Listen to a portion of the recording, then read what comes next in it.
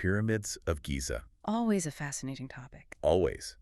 Specifically, we are looking at a recent flurry of articles detailing a fiercely heated debate currently rocking the world of Egyptology. It has been everywhere lately. Right.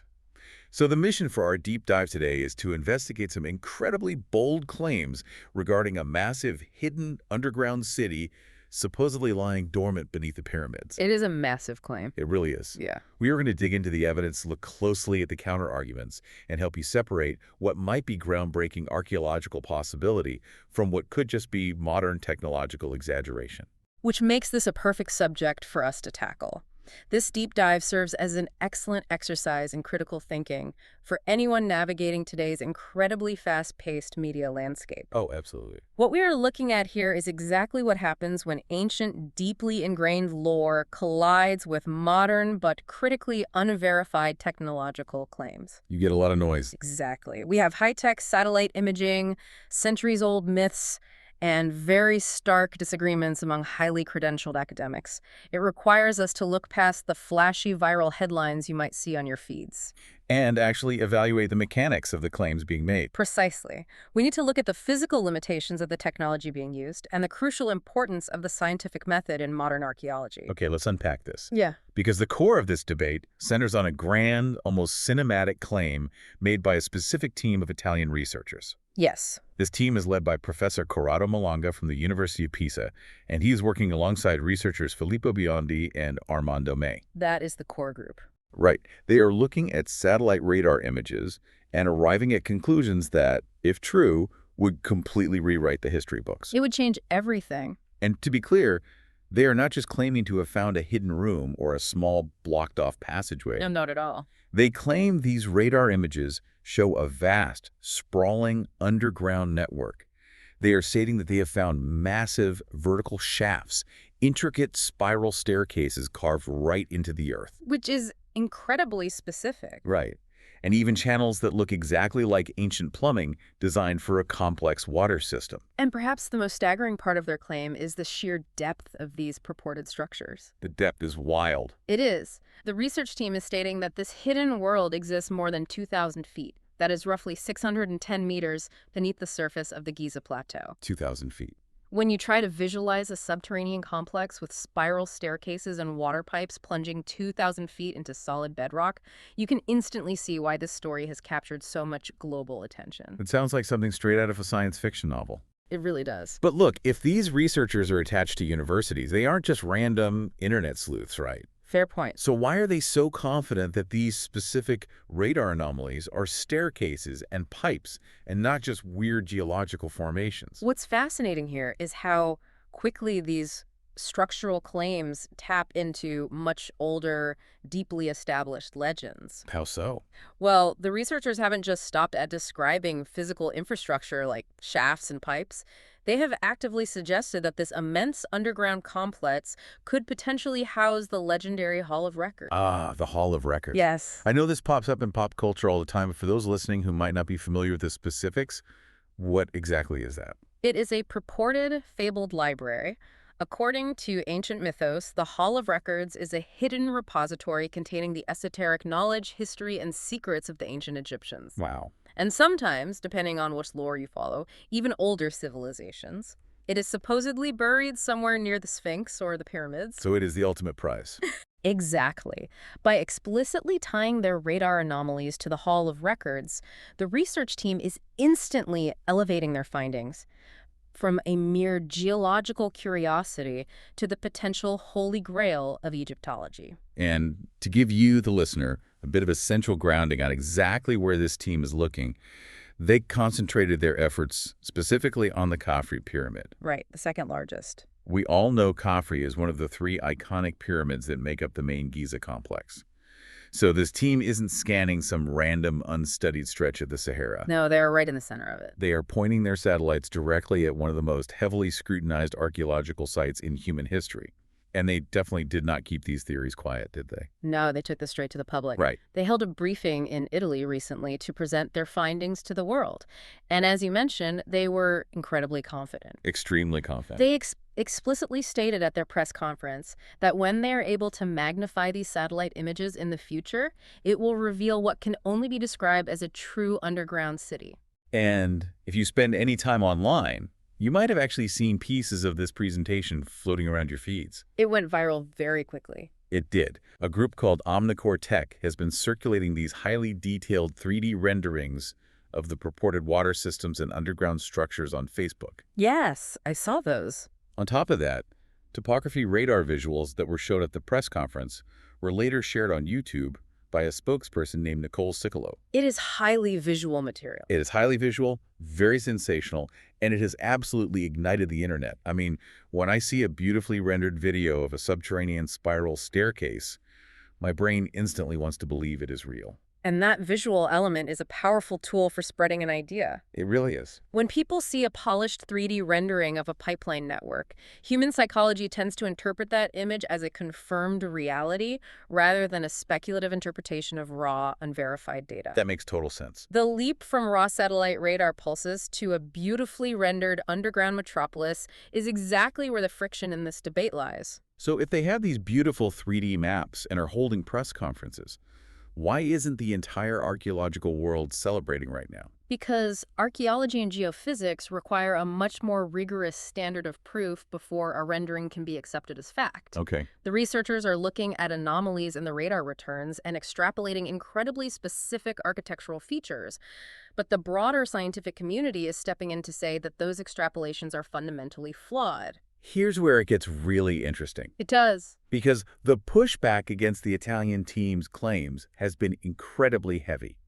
We are talking about severe skepticism from experts who work with this exact kind of technology and with Egyptian archaeology every single day. Heavy skepticism. Let's start with the technology itself, because the researchers are relying entirely on radar pulses sent from a satellite orbiting the Earth to map the ground deep below the Khafra Pyramid. Exactly. We need to break down the technological critique provided by Professor Lawrence Conyers. He is a major voice in this. He is. He is a recognized radar expert from the University of Denver, and he recently spoke to the Daily Mail about this specific controversy. Okay. To understand his objection, it helps to understand the method the Italian team is using. They are utilizing radar pulses beamed down from a satellite. But hang on, if this satellite technology is advanced enough to map things like the ocean floor, why is Professor Conyers so sure it can't see through the rock beneath Giza? It is a common confusion. I think people often conflate different types of scanning tech. Like, how is this different from sonar?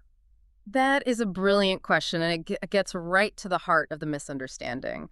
Sonar, which maps the ocean floor, uses sound waves that travel incredibly well through water. Right. Radar, on the other hand, uses radio waves. The physical realities of shooting radio waves through empty air versus shooting them through solid earth, sand, and bedrock are vastly different. I see. Radio waves get absorbed, scattered, and degraded very quickly when they hit dense materials. Wait, so if a satellite beams a radio wave down at the Giza Plateau, what actually happens to that signal? Most of it bounces right off the surface or penetrates just a few feet into the sand. Just a few feet. Yes. Even with ground-penetrating radar systems that you literally drag across the dirt on foot, you are usually only seeing a few meters down. Getting a clear signal from dozens of meters is incredibly difficult. And the Italian team is claiming to see structures 2,000 feet down. Precisely. And that difference is exactly what Professor Conyers honed in on. He did not mince words when looking at the claim that these researchers were mapping spiral staircases 610 meters underground. What did he say? He stated quite firmly that it is physically impossible for this specific type of satellite radar technology to penetrate that deep into the Earth. Physically impossible. Yes. The signal simply cannot travel 2,000 feet through the dense geology of the Giza Plateau, bounce off a water pipe, and return to a satellite in orbit with any kind of readable clarity. So what on earth are they actually seeing in their data then? If they have these readings they are turning into 3D models, what is the satellite actually picking up? According to experts like Conyers, they're likely dealing with what we call artifacting, or surface noise. What do you mean by artifacting? Like a glitch on a screen? Essentially, yes. Imagine you take a photo in a really dark room, and the image comes out covered in grainy speckles. Sure. Those speckles aren't actually in the room. They are artifacts created by the camera struggling to process low light. I'll get it. Similarly, when radio waves bounce off shallow, uneven bedrock or patches of dense sand near the surface, the returning signals can overlap and scramble. And then what happens? If you feed that scrambled, noisy data into a computer program and ask it to look for patterns, the software might misinterpret a weird echo off a shallow rock as a hollow void or a vertical line. Oh, wow. So because of this hard technological limit, Professor Conyers publicly dismissed the Italian team's claims of an underground city as a huge exaggeration. He did. He is fundamentally questioning the mechanical capability of their primary tool. And that is a devastating critique from a technological standpoint. If the instrument you are using is physically incapable of seeing as deeply as you claim to be looking, then whatever data you are interpreting is likely surface noise being misread. That makes a lot of sense. But the skepticism doesn't stop with the radar experts.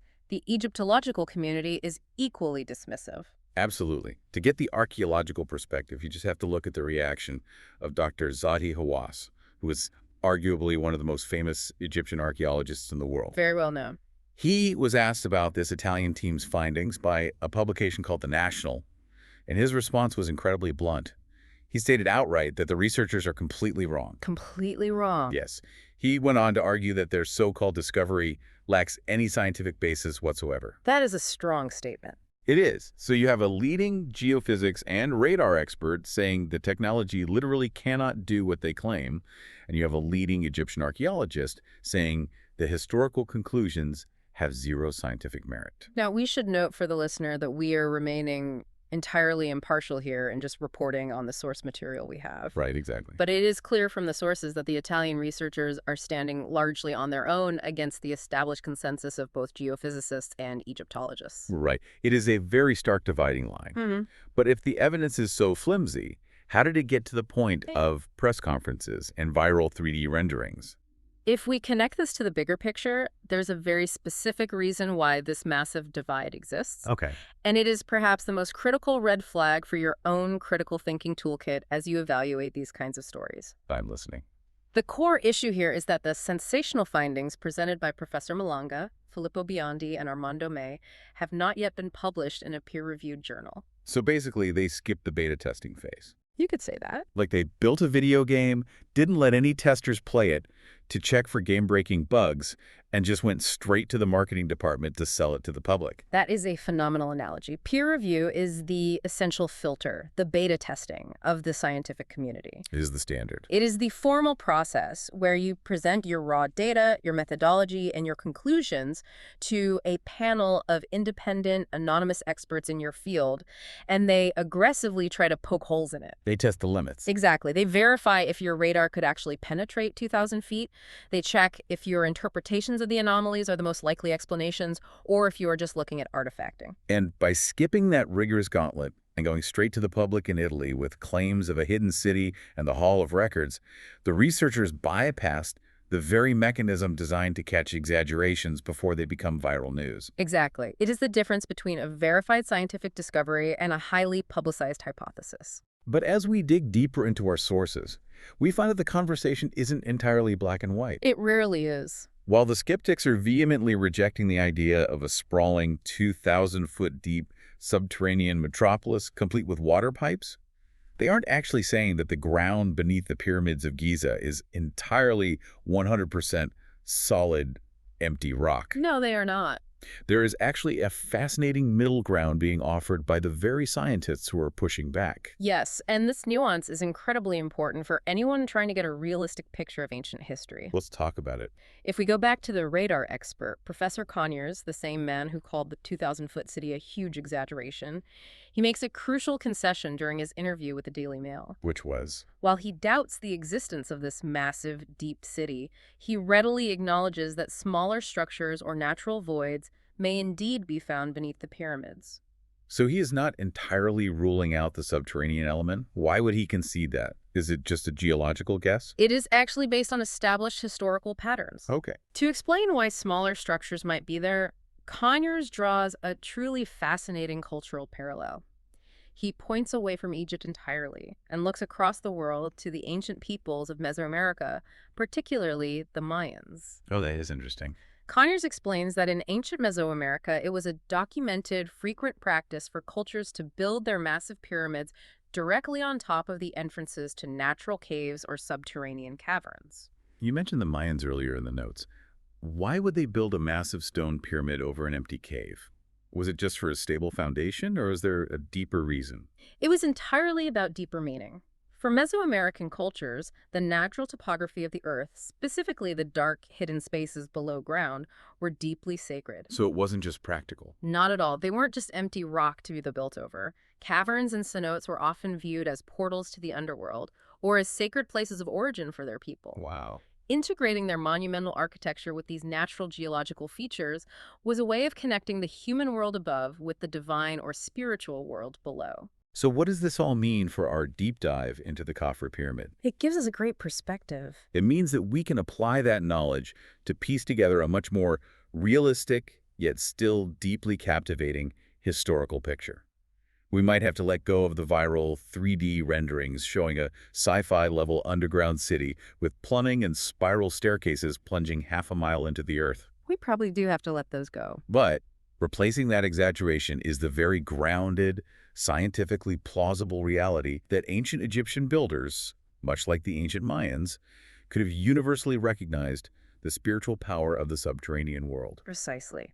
The idea that ancient Egyptians may have intentionally situated the Khafre, Khufu, or Menkaure pyramids above pre-existing shallower natural caverns or smaller purposeful ceremonial spaces is a grounded historical pattern that experts actually entertain. That is amazing. It perfectly illustrates how true historical discovery usually works. It is rarely the sudden, unverified unveiling of a magical city, right?